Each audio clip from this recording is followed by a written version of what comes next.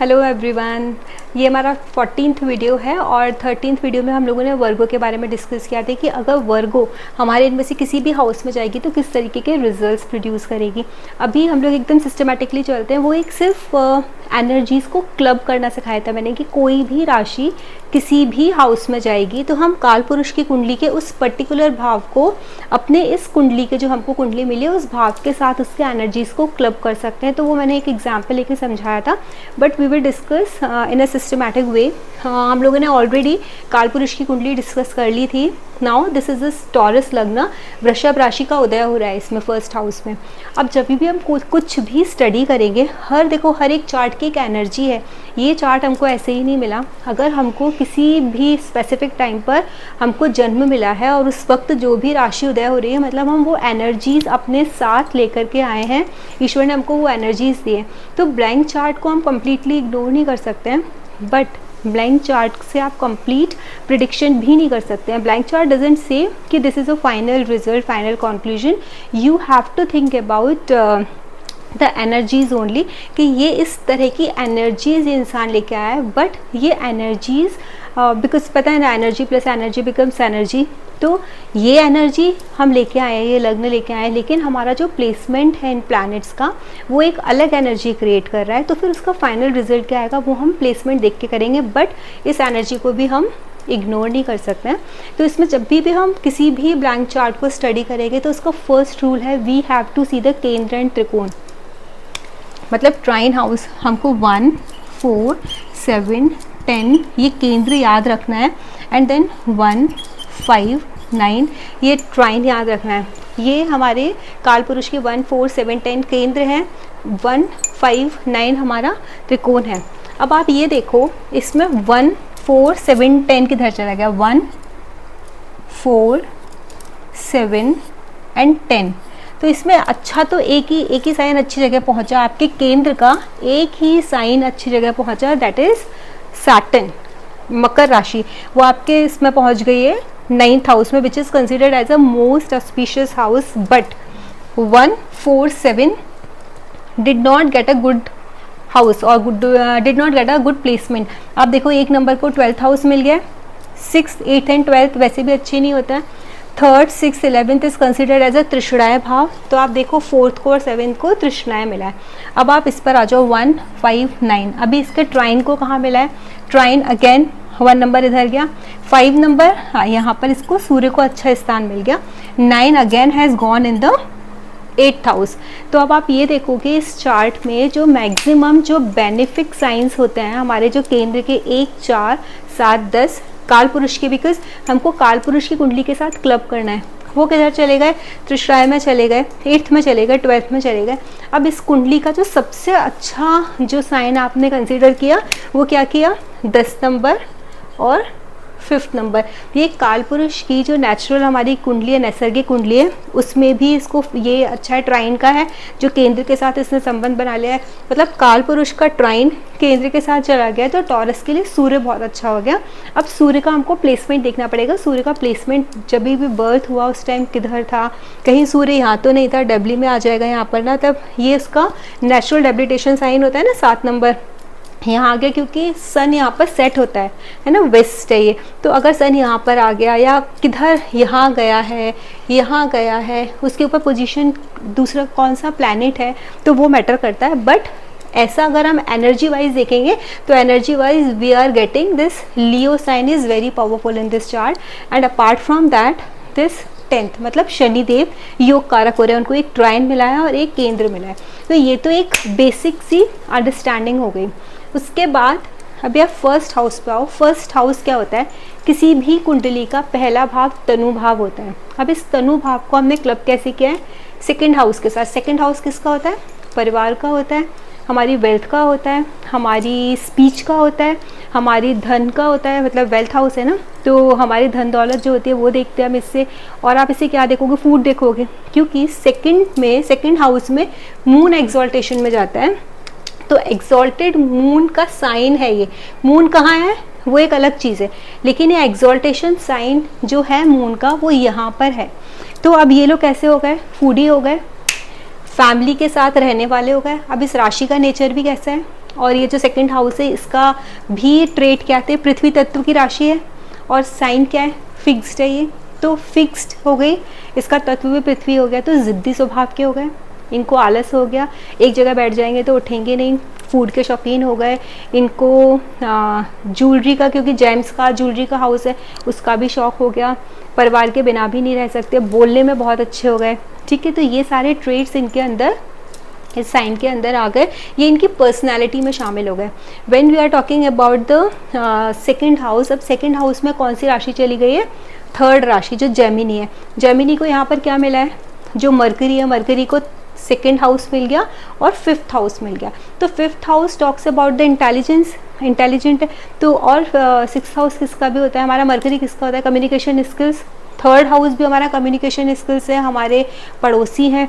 तो ये क्या हो गया, ये साइन जब यहाँ उठ के चला गया, थर्ड नंबर की राशि जब यहाँ सेकंड हाउस में उठ के आ गई, तो इन लोगों के घर में आप देखोगे हाँ, पड़ोसियों का बहुत आना जाना लगेगा, ये खुद भी बहुत पड़ोसियों के घर जाना आना, बहुत सारे आपने देखे ना नेबर्स के साथ जिनके कनेक्शन बहुत अच्छा होता है, बहुत अच्छी अंडरस्टैंडिंग होती है, घर में आना जाना हर वक्त एक फैमिली की तरह तरीके से रहते हैं, क्योंकि ये नेबर का साइन है जो सेकंड हाउस में आ गया।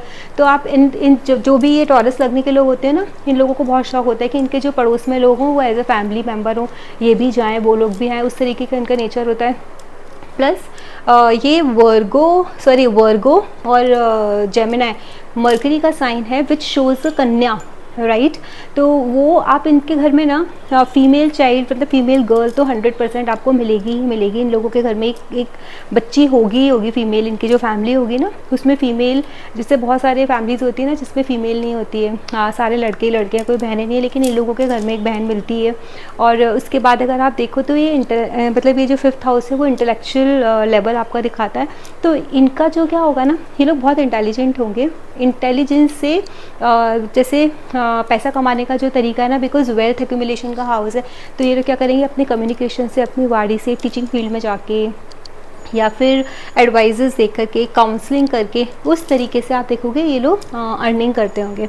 अब now come on the third sign, third house में कौन सा साइन बैठा है, 4 नंबर की राशि बैठी है, ठीक है।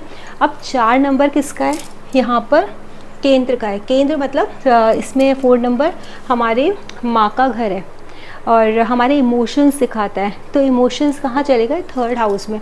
तो ये लोग, जैसे मैंने बताया, इन लोगों के यहाँ पड़ोसियों का आना जाना बहुत लगा होगा, तो ये लोग, और ये सिबलिंग्स का भी हाउस है, छोटे हमारे जो सिबलिंग्स होते हैं, तो ये लोग ना मोस्टली अपने जो इमोशनल इनका जो कंटेंट होता है या फिर जो भी इनके इमोशंस होते हैं वो बहुत इजीली अपने नेबर्स के साथ शेयर कर लेते हैं, अपने छोटे सिबलिंग्स के साथ शेयर कर लेते हैं। कभी कभी इन लोगों के लिए ना यहाँ मदर भी बहुत सपोर्टिव हो जाती है इनको अपनी मेंटल पीस के लिए, because fourth house is a house of the mental peace also which has gone in the पराक्रम भाव, पराक्रम भाव में गया तो उसके लिए। और यहाँ पर मंगल ना नीच के होते हैं, जो मार्स का साइन है, ये मार्स का डेबली का साइन है, मार्स डेबिलिटेटेड होते हैं, बट जुपिटर यहाँ पर एग्जॉल्ट होते हैं, ठीक है।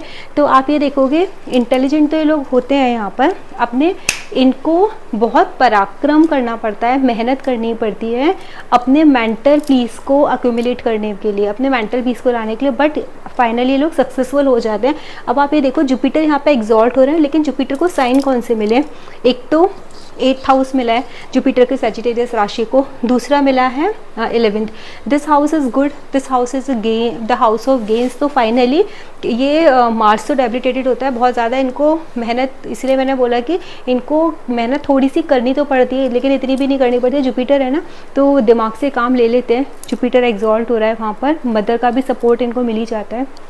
और ये लोग उस तरीके का, जिस तरीके का ना मेंटल पीस चाहिए होता है, कुछ भी करके ये इसको हासिल कर लेते हैं। ये इनका इस तरीके का आप एटीट्यूड या नेचर देखोगे कि जब भी इनको मेंटल पीस नहीं मिलेगा तो ये आप ना इनको बहुत रेस्टलेस देखोगे, जब तक इनका दिमाग शांत नहीं हो जाएगा ना ये एक जगह बैठ नहीं सकते, ये खुद भी परेशान रहेंगे और घर को भी, घर की शांति को तब तक ख़राब करके रखेंगे जब तक इनको मेंटल पीस नहीं मिल जाता।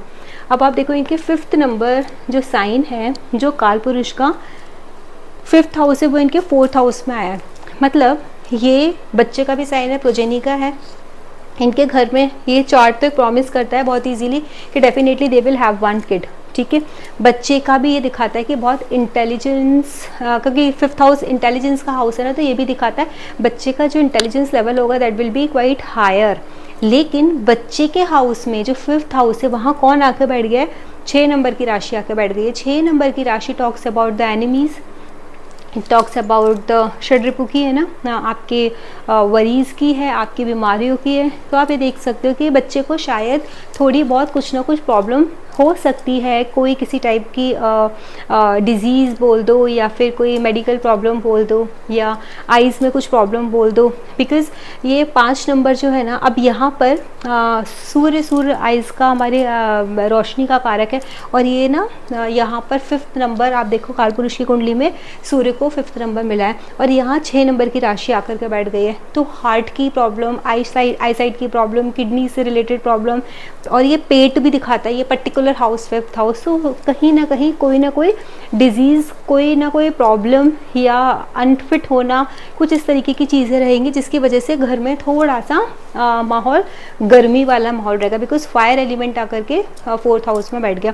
But 5th number the house, this is a house of future planning, intelligence also, but this house has gone in to this. सारी एनर्जी इन लोगों की किसके ऊपर लगेगी, इस घर की पूरी एनर्जी बच्चे के ऊपर ही लगी रहेगी, क्योंकि 5th हाउस आकर के 4th हाउस में बैठ गया। तो इस तरीके से हम लोग एनर्जीज क्लब कर सकते हैं। Now come on the 6th house, यहाँ पर क्या बैठा है, लिब्रा बैठी है, 7 नंबर की राशि बैठी है। 7 नंबर की राशि आप यहाँ पर देखो 7th हाउस में बैठी है, यहाँ से खुद ही घूम करके ना ऐसा हो गया तो 12th हो गई है। That is the first thing.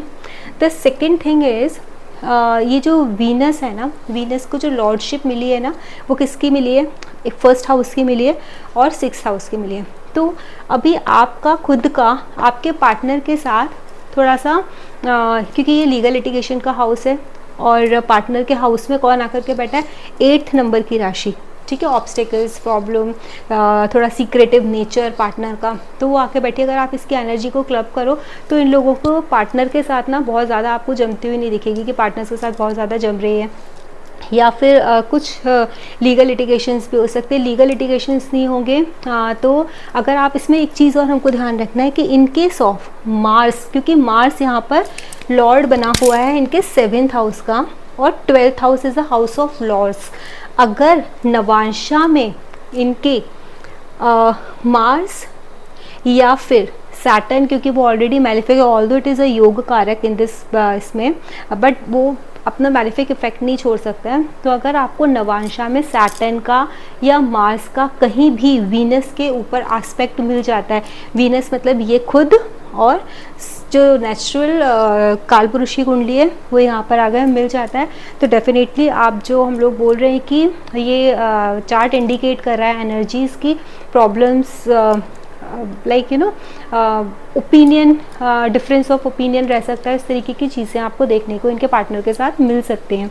Now come on the 8th हम लोगों ने ये वाला डिस्कस ही कर लिया। 7th हाउस के पार्टनर के साथ थोड़ा मिस्टीरियस बिहेवियर होगा पार्टनर का, थोड़े सीक्रेटिव नेचर के होंगे, और क्योंकि ये दोनों मंगल यहाँ पर आकर के इनके ना 4th कालपुरुष की कुंडली में हमारा मेंटल पीस है ना, और वहाँ पर जाकर के मंगल नैसर्गिक रूप से पति का कारक है, वो जो डेबिलिटेटेड हो जाता है, यहाँ पर डेबिलिटेशन में चला जाता है 3rd हाउस में। तो आप ये देखो ना, इनका जो मेंटल जो पीस है ना, वो सारा का सारा आप जो मेंटल पीस का जो लॉस होने वाला है ना, वो just because of the husband के साथ, क्योंकि इनकी बहुत अच्छी नहीं बन रही है, यहाँ पर भी फायर एलिमेंट आकर के बैठ गया है, तो इसकी वजह से थोड़ा सा इनका मेंटल पीस भी डिस्टर्ब रहेगा।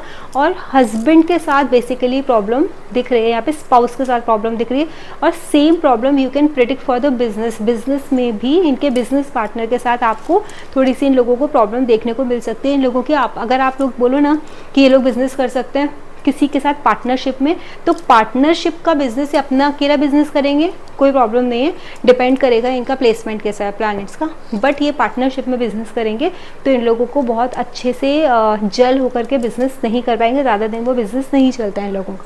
Now come on the 9th sign Sagittarius on the 8th house. 8th house में 9th हाउस पे आ जाते हैं, तो 9th हाउस हम इनको जुपिटर को मिला हुआ है। अब जुपिटर ब्लेसिंग्स है आपकी कुंडली का, हर इंसान की कुंडली में जुपिटर अमृत, जहाँ भी देखते हैं वो अमृत दृष्टि होती है उनकी। तो जुपिटर हमेशा आपको, अब यहाँ पर देखो इनको एक्सॉल्टेशन साइन है यहाँ पर 3rd हाउस में, तो पराक्रम भाव जो है ना, पराक्रम भाव में जुपिटर इनके एक्सॉल्टेशन में जा रहा है। तो ये लोग अपने पराक्रम से अपनी सारी प्रॉब्लम्स अपने लाइफ के में जो भी ऑब्स्टेकल्स तो 100% इनकी लाइफ में आने हैं, क्योंकि इनके जो नैसर्गिक भाग्य भाव है वो जाकर के 8th हाउस में बैठ गए। लेकिन इनकी एक राशि जुपिटर की 11th हाउस में भी बैठी हुई है, that is a house of gains. तो इन लोगों को अचानक धन लाभ और कमीशन का पैसा, जो ट्रांसफॉर्मेशंस इनकी लाइफ में होंगे इनके सेल्फ एफर्ट से, उससे लाभ, प्लस आपको इन लोगों को ना प्रॉपर्टीज़, एंसेस्टर्स का जो हमारी पेरेंटल प्रॉपर्टीज़ होती है उनका अचानक से उनका धन लाभ, स्टॉक मार्केट से इनको धन लाभ, ये सारी चीज़ें इनको देखने को मिल सकती हैं। और 10th house is very good because Saturn यहाँ पर योग कारक है। अब 10th हाउस क्योंकि शनि को मकर में, मकर के शनि है मतलब बहुत स्लो रिजल्ट देने वाले होते हैं, तो मकर के जो शनि का ये है ना, यहाँ पर इनको 9th हाउस में आया है। अब आप ये देखोगे इन लोगों का भाग्य उदय इनकी शादी के बाद होगा। वाई शादी के बाद होगा? बिकॉज 8th हाउस किसको मिला हुआ है, ये 7th हाउस 8 नंबर की राशि मंगल को मिली हुई है। मंगल एग्जॉल्टेशन में कहाँ जाते हैं? कैप्रिकॉर्न में जाते हैं। तो जब इस नेटिव की शादी होती है उसके बाद इसका भाग्य का उदय होना स्टार्ट हो जाता है। After that you see, but इनके, हाँ ये चीज़ है, इन लोगों के इनके फादर से नहीं पड़ती। एक तो फादर का साइन यहाँ पर चला गया, ठीक है, 8th हाउस में चला गया, तो वो प्रॉब्लम हो गई। प्लस यहाँ पर फादर के हाउस में 10 नंबर की राशि आ गई, जहाँ मंगल उच्च के होते हैं, ठीक है। मंगल उच्च के जब भी होते हैं ना, इंसान के एनर्जीज हाई होती हैं, वो फादर का भी हाउस है ना, तो ये फादर की नहीं सुनेगा। जो डिस्प्यूट्स आएंगे, जो डिफरेंस इन ओपिनियन आएगा फादर के साथ, वो आपके वर्क प्लेस से रिलेटेड, आपके प्रोफेशन से रिलेटेड चीज़ों में आपका डिफरेंस इन ओपिनियन आ सकता है यहाँ पर। सेकेंडली आप ये देखो यहाँ पर गेंस की राशि आके बैठ गई है, तो इस 10th house is considered as a very good, क्योंकि गेंस की राशि 11th हाउस और ऊपर से ये 11th नंबर की जो राशि 10th हाउस में आके बैठ गई है। तो अगर यहाँ पर आप ये दिखाता है कि यहाँ पर 7 नंबर है ना, 7 नंबर आपका लग्न है और 6th हाउस आपका डेली सर्विसेज का हाउस है, और प्लस यहाँ पे गेंस की राशि आपके जॉब में आके बैठी है, और आपका जो भाग्योदय होना है, मतलब 10th house natural, 10th house आपका नेचुरल जो ये कालपुरुष की कुंडली है उसका 10th हाउस आपके भाग्य में आके बैठ गया है। तो शादी के बाद इस इंसान का भाग्योदय होगा, इसको जॉब में और रिकग्निशन मिलेगी।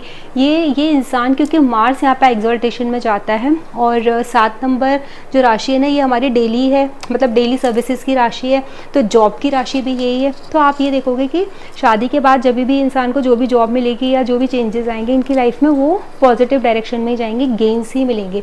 Now after that come on the 11th house. 11th house में 12 नंबर की राशि बैठी हुई है, that is the natural house of losses.